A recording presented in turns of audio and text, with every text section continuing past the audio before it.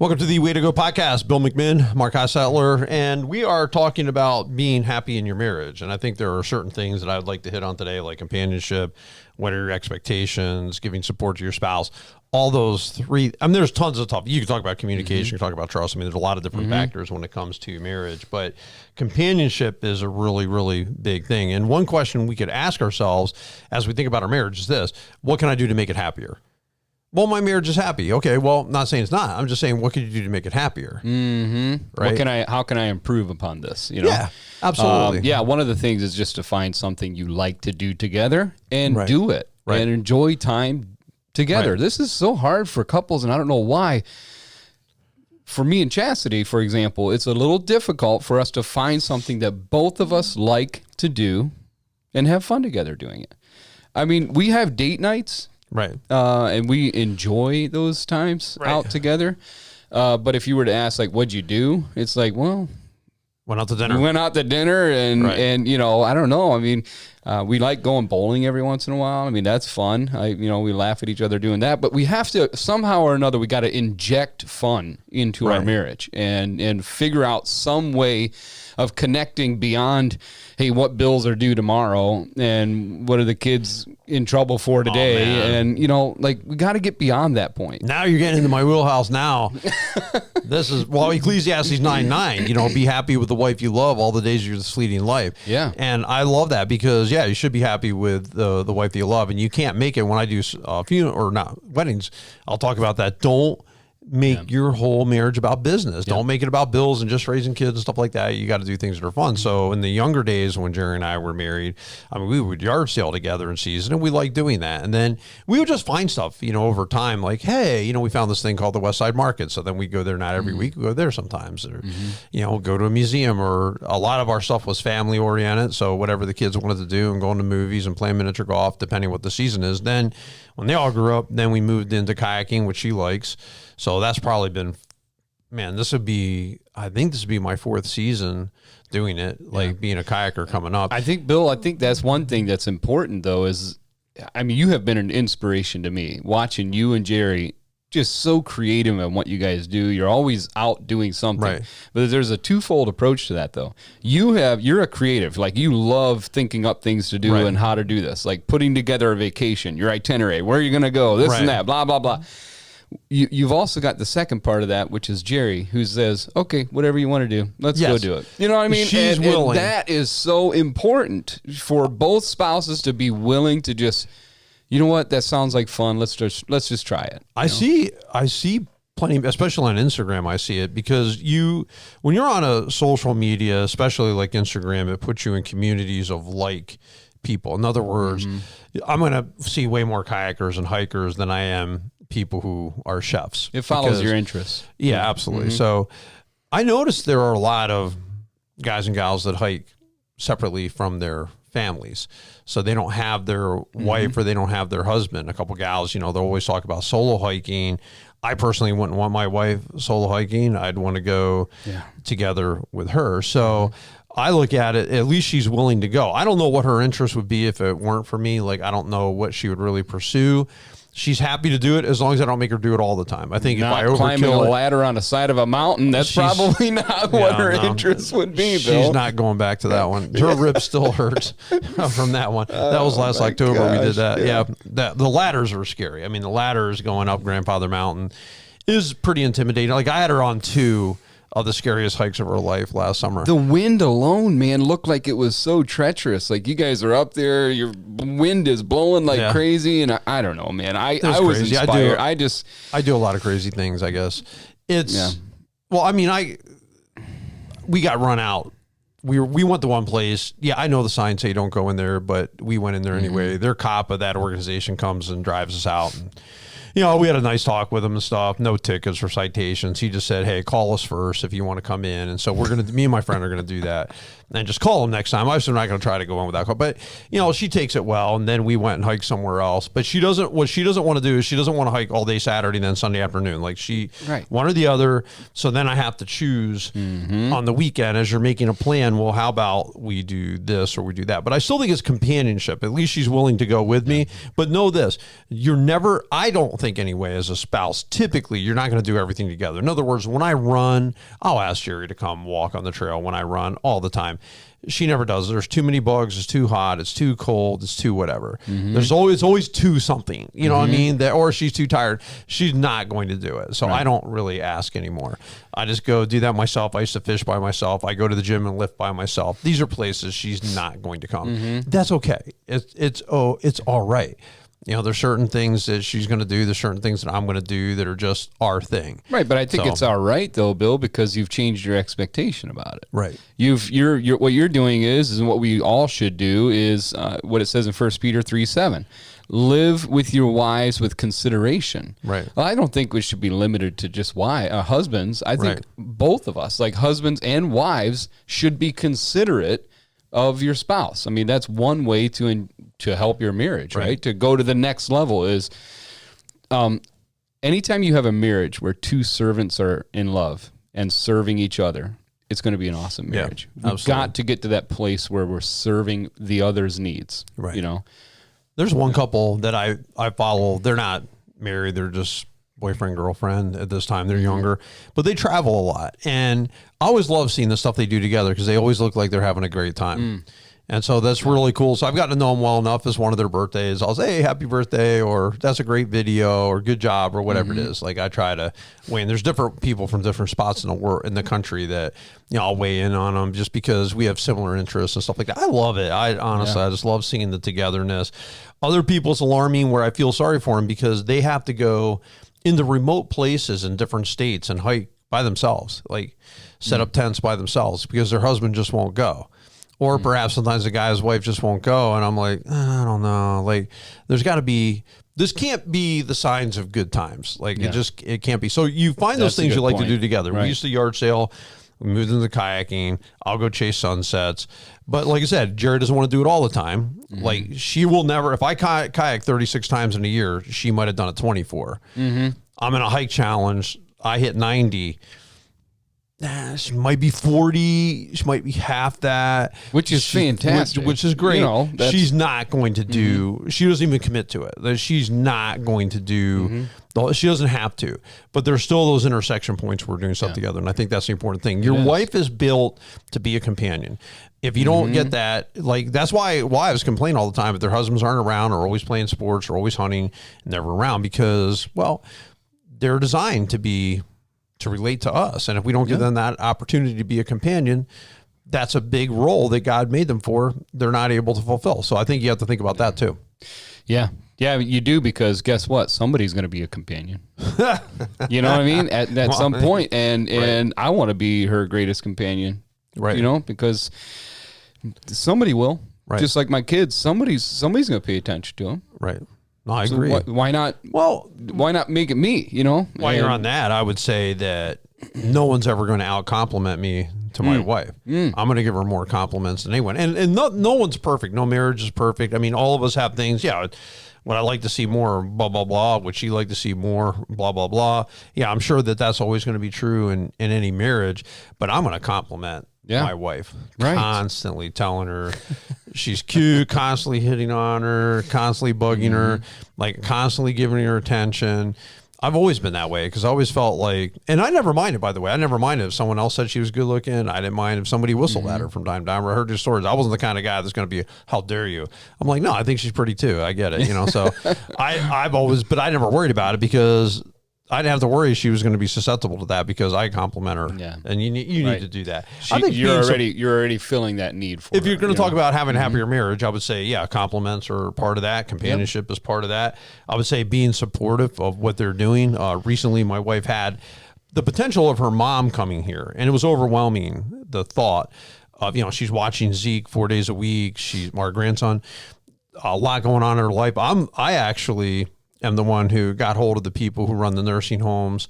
I contacted the family members. I talked to them. She goes, Bill, just take care of it. Wow. I was just there and I told her that, listen, whatever needs to happen. Now, it turned out because of the laws when it comes to Medicaid, state to state, she's not allowed to come here and receive Medicaid. She'd have to pay for it out of her own pocket. That's not going to happen. So she has to be in the state where Medicaid is accepted. So in our state, Ohio, it was just a no.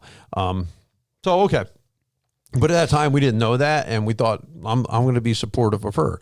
I talked to her recently about, hey, why don't we set Saturdays, spend a couple hours just doing chores? I'll help you out.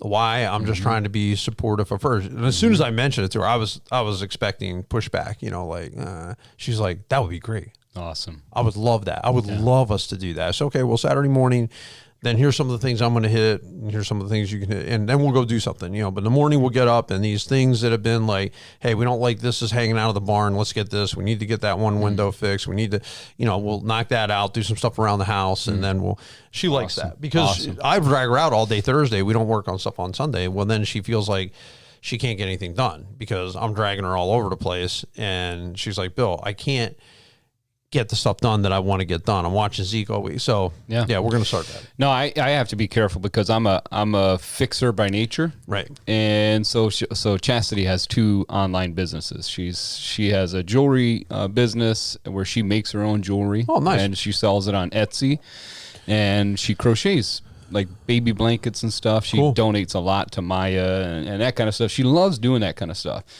And she's talking to me about those things and her website and this and that, and maybe how to market and this and that. And then right away, I try to go in and fix it and help. And she's not Take trying. over. Yeah, exactly.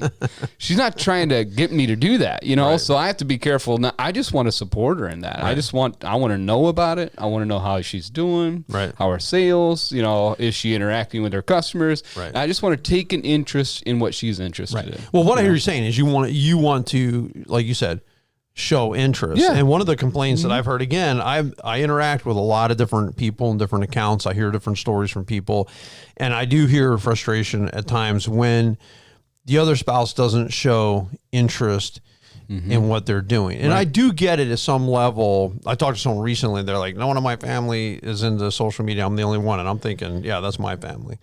Like, I'm the only one who cares about it. I like to share my life. I like to share pictures. Right. I like to show you where we've been. It's my nature. It fits me perfectly. I like people. Right. I like to engage. Like it is like a perfect fit for me. Facebook got too argumentative, so I try to remember to put stuff up there, but I just like Instagram because it's not fighty. So I tend to be there. But still, my wife showing interest in it is nice. Like if you say, hey, I was talking to so and so, I'm like, oh, okay, not. And this is people I talk to. This is how it is. They never talk about it. Like they don't talk to their spouse. They don't even try to share anything with them because their spouse has no interest in something that's important to them. Wow. I don't think that's good. I think that you should at least be open to listening if they have a quick story about something funny or they wanted to show you something. My sons, the younger generation, they're in a meme city. I mean, there's always a meme, a funny video, a cat video, a monkey video, a whatever video. I try to at least watch it. Right. Like if you're going to show it to me, I want to watch it. I think right now I'm really excited. This morning as I went to pray with my wife before I left, I just noticed she's reading the Bible and she's doing a chronological through the Bible in a year. She's way ahead, I think. Right. I mean, she's on John right now or something. Right. She's just soaking in so much scripture, and I'm really interested in where she's at spiritually. Right. When I pray with her, how can I pray for you? Get involved in that way. I mean, right now we're in that Lent devotional. Right.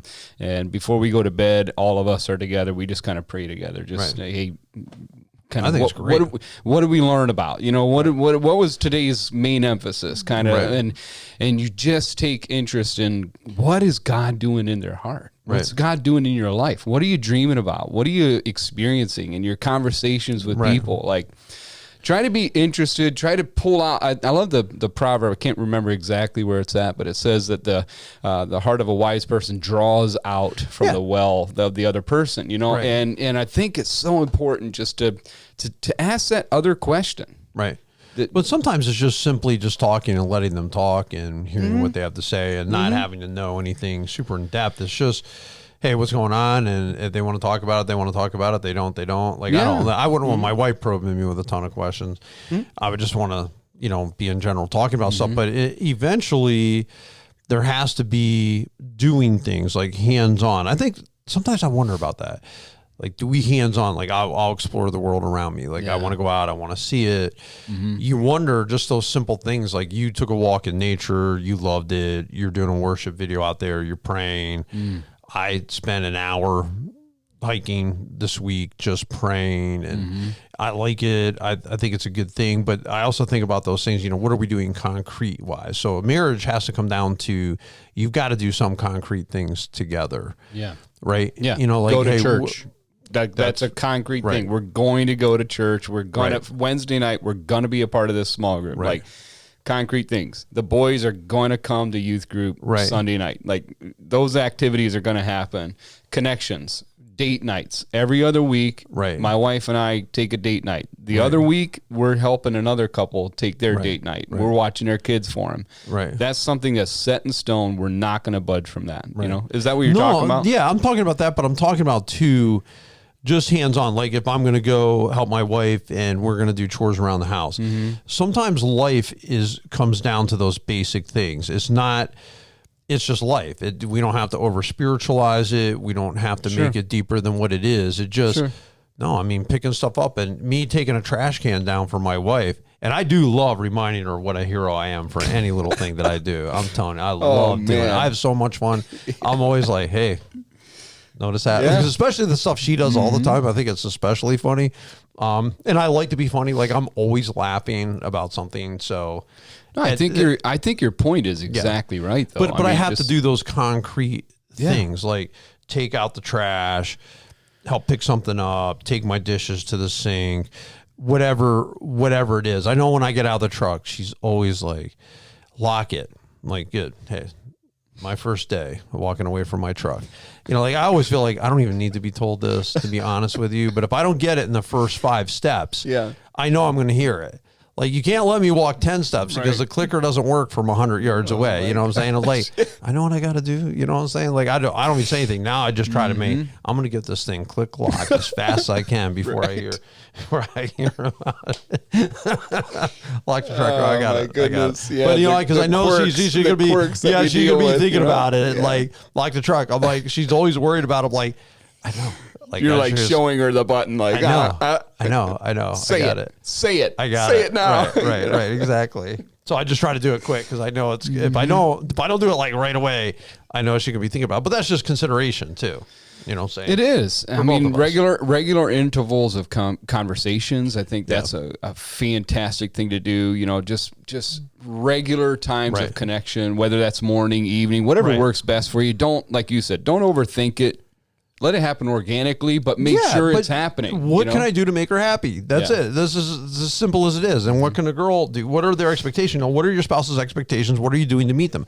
Can we even identify what the expectations of our spouse is? I now, obviously, getting out of the truck, she expects me to lock the truck. So I try to do it as fast as I can, because I know if I don't, she'll ask. So I know that's an expectation, so I'm trying to hit that. So I try to be sensitive to her and what those expectations are. But Bill, don't you think I think it's way too often that we just don't want to talk about those things, like expectations. So a good conversation, Jimmy Evans, from Marriage Today, or XO Marriage, he was like, ask your wife the question once, how am I doing as a husband? Right. Are you willing to go that step and actually ask, how am I doing? If you're an employee, do you ever ask your boss, hey, how am I doing? How can I improve? Probably. Right. I've had that conversation before. So am I afraid to do that with my wife? Because I'm afraid of the response, because I'm not matching an expectation or whatever. Here's what I'm finding. So many people are walking around frustrated in their marriage. You know what frustration happens when reality doesn't match expectation. Right. So you got to change one or the other. Right. And most of the time it's going to be a lot easier for you just to change your expectations. Well, of what they're not doing. Like, I can change my expectation for what they're doing, but I want to try to fulfill what they want me to do. So that's how I would look at it. If they're not going to meet my expectation, okay, well, she's never going to come out on the trail with me when I run. Okay, well, I'm going to change my expectation. I've done it with friends. I mean, it's everywhere. I've done it at work. I've done it at home. I've done it with my kids. But your expectations are going to, and I'll hear people say, oh yeah, none of them will ever come with me. I always have to do it alone. I'm like, okay, change your expectation you're going to do it, and you'll be a whole lot happier. I said, but if you don't, I told one person just today on social media, look, expectations, if they're unmet, there's going to be frustration, which is going to lead to pain, it's going to lead to anger, it's going to lead to bitterness. You've got to always check your expectations to say, what are they? You know what I mean? Because if you're holding to expectation, you think all of a sudden you have an interest, you have this new thing that you're into, and the whole family is just, they're not used to even doing this, and they're all going to jump on board. Maybe, maybe not. I wouldn't hold too much to it. And sometimes if you have to go out for a few hours on a weekend, and you know, if I would fish or if I would kayak, I mean, there are nights where my wife's like, I don't want to go. I'll call. Might call Keenan Franley. I might call Brandon, my friend Brandon. I might call somebody else, or I might go by myself.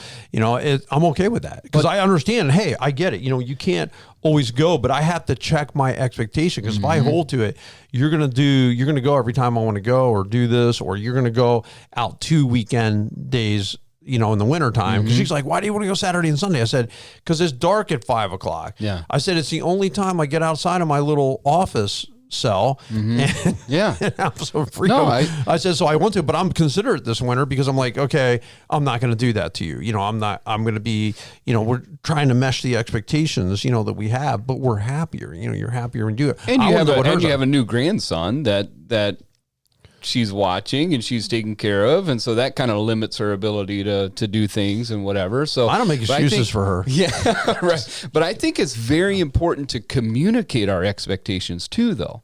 Like if, for example, if tomorrow, you know, my wife is going to go see our new grandson, and she's expecting me to be a part of that, then I want her to tell me that way ahead of time. Right. If this is your expectation and we come up to the point and I'm not even prepared to go, and you're like giving me a call, hey, I'm on the way to pick you up, and I'm not even ready for that because it hasn't been communicated. No, I agree. Yeah.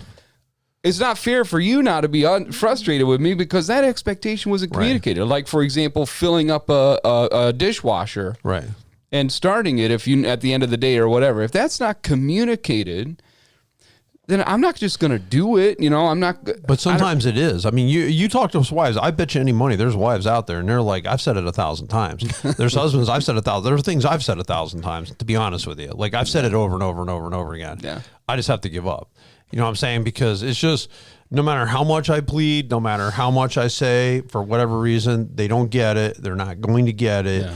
And I just have to just let it go because it's been communicated. That's not the problem. Sometimes it ain't the problem. No, that's a good point. Communicated. You communicated it. Fine. You've communicated. You've sat down and had special conversations about it, how you felt. It doesn't matter. Yeah. Just deaf ears is never going to matter. As year 5, you talked about it. Year 10, you talked about it. Year 25, you talked about it. Yeah, you just got to change your expectations. I think in this conversation, I know we got to wrap up, but in this conversation, we have to bring up Philippians. Don't be motivated by selfish ambition. Be humble. Be moved to treat one another as more important than yourself. Right. Each of you should be concerned not only about your interests, but about the interest of others. That's a great way for a marriage to succeed. Absolutely. Right there. Serve each other. Yep, I agree 100%. Not about you. It's about them too. Appreciate you tuning in. You guys all have a great and a blessed week.